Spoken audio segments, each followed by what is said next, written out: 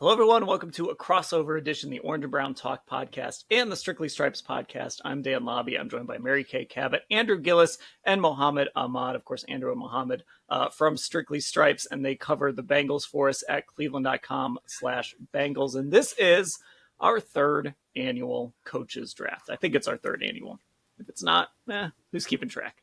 So our third annual coaches draft, it's pretty simple. It's straightforward. We're just drafting the best coaches. So I think this is interesting because I want to see where Zach Taylor ends up. I want to see where Kevin Stefanski ends up. We haven't had Bengals reporters on this before, so that makes it a little more interesting as well. Look, I'm just going to get right to it. I'll make my pick. I don't think this is controversial, but maybe it is because it's not. I'm not picking the greatest coach of all time. This is for this year. I have a team that wants to win a Super Bowl this year. This is the coach I'm picking. And I'm going to pick Andy Reid as my number one coach. Now, in previous years, I don't remember last year's draft. In previous years, obviously, Bill Belichick has gone number one. I think we've had Andy Reid go number one before. Andrew, what do you think? Is Andy Reid the pick here, or should Bill Belichick still be number one? And you don't have to spoil your board here, obviously, because you're up next. But is there anyone else here besides Andy or Bill that you would consider? There is someone that I would consider. Don't want to spoil that yet, but I think Andy would have been my pick too. That brings us to number two. Andrew, you're up. Yeah, so I'm gonna actually maybe veer off course from what people might be expecting here. I'm gonna take Mike Tomlin second. I think everybody. Well, first off, I think I'm just making up for not drafting any Steelers position groups in our draft that we did on the other podcast. But with this one, here's the thing with Mike Tomlin. You hate to be cliche about it. You hate to kind of throw all of those typical, he's a winner, he's this, he's that. But all he does is win. I mean, you look at kind of the career that he's had in Pittsburgh. 8-8's the worst record that he's had, and that was a 3-year. Those were 3 of his 16 years in the NFL. I mean, how many teams in the NFL? I know Browns fans. I mean, if you could have told them in the last 16 years, the worst record they would have had is 8-8. So Mary Kay, you are up at number 3. Okay, well, I'm going to go away probably from conventional wisdom here a little bit too, and I'm going to choose someone here at number 3 that I just like everything about him. I like the things that come out of his mouth. I like what I see him do out on the field. I like where he took his team last year.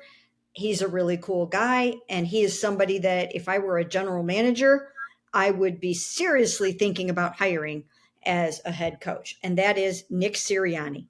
I just think he is dynamite. I just think he is just a dynamite coach. We've gotten to, talk to him a little bit because the Browns practiced against the Eagles last year. Then I went and covered the Super Bowl last year. I saw some more things there that I liked. So that brings it to me. I am really, you know what? I'm just going to do this because I want to. It's our draft. We could do whatever we want. I could take Bill here. I should take Bill here. But there's 2 other guys that I really like. And this guy is akin to the Mike Tomlin pick. Because for whatever reason, he just wins. And if I had an opportunity to hire him, I would hire him in a heartbeat, especially after what he did on that Sunday night in Kansas City last year with a rookie quarterback who couldn't throw the football starting in that game. I'm going to take Mike Vrabel. Mm-hmm. I love Mike Vrabel. He is one of my favorite coaches. And I think there's some Mike Tomlin in him that no matter what you give him, he's going to win 8-9 games. And then the upside there is if he's got the talent, if he's got the right quarterback, he can win a Super Bowl. All right, so Andrew, you're up here now with pick number 5. Yeah, not much of a surprise because I kind of already spoiled it. I'm taking Bill Belichick. Again, I just think that, I understand that, you look at kind of the last couple of years of, Patriots football, especially without Tom Brady, and you say, okay, well, how much was Tom? How much was Bill? I mean, I think both of those, I think it's fair to say, this is a boring take. I think both of those guys made each other. Bill Belichick is one of the best coaches of all time. I just think that with Belichick, I am curious going into this year, what happens with Bill O'Brien? Like, does Bill O'Brien kind of inject some life into that offense? And do we feel better about the Patriots than we do right now? I'm curious. Okay, so Mary Kay, you are now up at number 6 to wrap up the second round. All right, I'm going to go with a little bit of a forgotten coach here. Out of sight, out of mind.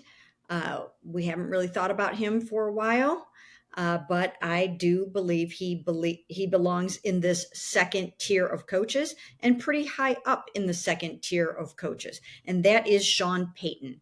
Coming back into the NFL with the Denver Broncos. Let's see what he can do with Russell Wilson. He's won 52 and 89 in his career regular season, former AP Coach of the Year, Super Bowl champion, only 9 and 8 in postseason. That's not great, but I think Sean Payton is just one of those pretty amazing coaches that you have to give him his just dues. I am up. I did have an AFC North coach that I liked here, but I'm going to go with an NFC coach and a guy that I think has to come off the board for some of the same reasons that we've talked about with Mike Tomlin and Mike Vrabel.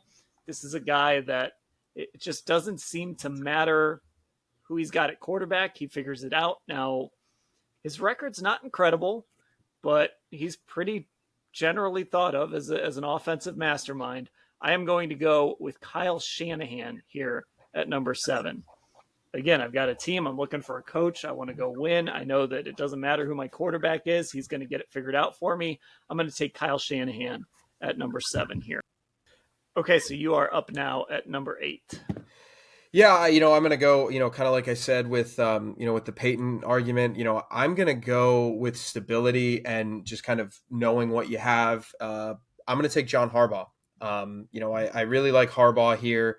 When you look at kind of the last couple of years of what he's done, how different do we feel about John Harbaugh if Lamar doesn't get hurt in 2022? Because they were kind of running away with the division. It's easy to forget the Bengals were 4-4, and the Bengals weren't. I mean, they just got blown out in Cleveland. Jamar Chase was hurt. Things didn't look great, and then all of a sudden the Bengals turn it on. Lamar gets hurt. How do we feel about the Ravens? I think they were like 8-3 in 2021. What happens if Lamar doesn't get hurt or their team doesn't get hurt? Like, I just think we could be looking at John Harbaugh in a lot different of a light if things had gone just a little bit differently. All right, Mary Kay, you're up at 9. Okay, you guys aren't going to like my pick here either, and you haven't liked any of my picks so far, which is fine with me. But I do have a method to my madness. And this pick is a coach who he's got a handful of Super Bowl rings, albeit as an assistant. He's done an amazing job as an offensive coordinator. He took over as a head coach last year and really did a tremendous job. Turned around his team, and I like him as a person. I know him personally. I love the way he coaches. I love what he did with one of the best quarterbacks in the NFL. And I am talking about, can you guys guess who I'm talking about here? Dabes. Brian Daboll. Love me some Brian Daboll. As I start our 4th round, and we still have not picked either Kevin Stefanski or Zach Taylor, and I'm not going to pick either of them here as well. I'm going to take, I don't think this is controversial. I feel pretty good about this. I'm going to take Doug Peterson. Has won a Super Bowl in Philadelphia, and when he got to Jacksonville, everything changed. It was an absolute disaster under Urban Meyer. Trevor Lawrence was not as good. Obviously, nobody was good under Urban Meyer. They bring in Doug Peterson. They get to the playoffs. They win a playoff game.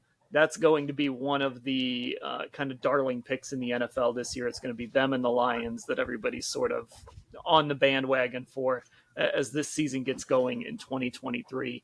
I just think Doug Peterson knows how to run a program. I think he knows how to call an offense. Very analytically driven. He kind of checks all of those boxes. So I'm going to take Doug Peterson here to kick off this round. Andrew, number 11. Sean McVay. I was laughing as you were, kind of talking him up a little bit. I think, we're probably a little bit too clouded by 2022. I think 11 is far too low for him. I mean, in 2022 they went 5-12, and you kind of mentioned like, not his fault. A lot of injuries. Team got pretty old. I mean, in the years before, as I do quick math in my head, he was 55-26 as a starter, or not as a starter, as a coach. So 50. I mean, I watched him take Jared Goff to a Super Bowl. Obviously, things kind of went off the rails when he got there, and that's why I picked Bill Belichick fifth. But I think that Sean McVay, he's still a great offensive mind. He's still a young and exciting coach that I think a lot of guys want to play for. He just kind of fits the vibe of LA really well, I think. All right, so we said we were going to do 4 rounds. This would be round 4, number 12. Mary Kay, who's it going to be? You know what? I think it's time to give Zach Taylor a little bit of love. Come on, Zach. Let's go with Zach at number 12. Again, there is some recency bias, and he's got Joe Burrow. But I mean, he's taken the team to the Super Bowl. And he's got to win it, but I think this is a good spot for him. Okay, so we also have to have the Kevin Stefanski discussion because he did not go in these 4 rounds. And I'm looking back at our 2021 coaches draft, and this was Scott Patsko. He picked him way too high. He took Kevin 4th in 2021. Now, Kevin should not have gone 4th in 2021. That was a prisoner of the moment pick. But when he was coming off that 2020 season, had won Coach of the Year, he was certainly a guy that would have been taken in this draft. And I'm looking at some of the other names we took, and he certainly would have been taken over some of these guys in the 2nd or 3rd round, probably, in that moment. Now, Mary Kay, we didn't even take him in the top 12. And I don't feel like we were wrong. So what do we... Is it as simple as we just need to see Kevin start winning some games again? Yeah, and I think that's going to be a lot easier for him when he has Deshaun Watson. It's difficult to have to go through what he went through last year. He had a very difficult year with Baker Mayfield in 2021 and some of his limitations and his shoulder injury, going from Jacoby to Deshaun last year. That didn't help matters. So I think it is a little bit of sort of like, show me what you got. Like, who are you? And the 2021 pick of Scott Patsko, of him at number 4, maybe I did that with Brian Daboll by putting him at number 9, coming off Coach of the Year and the year that he had and all that kind of stuff. We will see when we go back and look at this next year. But I think that where we have Kevin Stefanski going, which would be somewhere in the next 3 picks, maybe not the next pick, maybe not even the next 2, but I think he would go by number 15, probably. So I think that's about where he belongs right now, in the middle of the pack, until he shows what he can do and gets himself back on track.